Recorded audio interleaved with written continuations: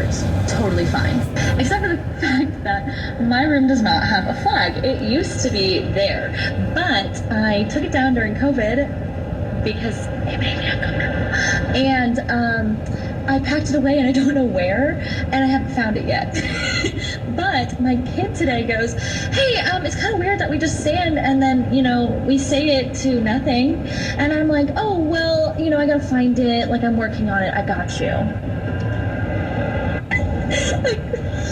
In the meantime, I tell this kid, we do have a flag in the class that you can pledge your allegiance to. And he looks around and goes, oh, that one? What she do? Yeah, you can hear it. She is nutty as a fruitcake, to be honest. If you look at that TikTok video, she's as nutty as a fruitcake. At the end, she points to the gay pride flag. And realize what she did. She hid an American flag in her classroom because it made her uncomfortable.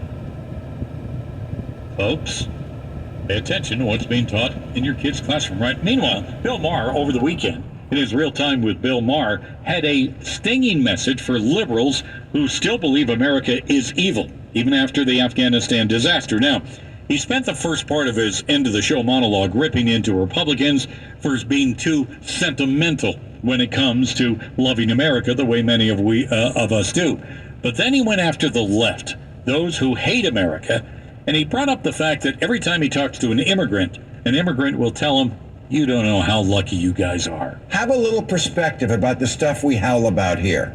I'm sorry your professor said something you didn't like. That won't be a problem with the Taliban because you're not allowed to go to school.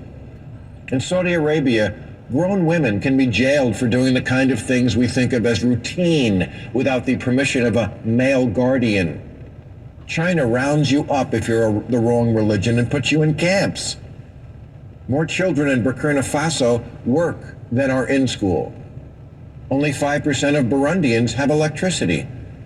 The homicide rate in Honduras is 8 times what it is here. The inflation rate in Venezuela is 2,719%. The Philippines, in the last 5 years, has put to death 27,000 low-level drug dealers. There's a reason Afghan mothers are handing their babies to us. Doesn't make us the bad guys. We're not the bad guys. Oppression is what we were trying to stop in Afghanistan. We failed, but any immigrant will tell you we've largely succeeded here, and yet the overriding thrust of current woke ideology is that America is rotten to the core, irredeemably racist from the moment it was founded, and so oppressive, sexist, and homophobic, we can't find a host for the Oscars or Jeopardy.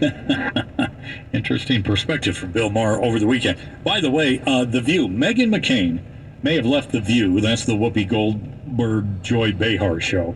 That's on ABC, usually in the late mornings here in Utah. She left the show in July, but apparently the show in no rush to find a permanent replacement.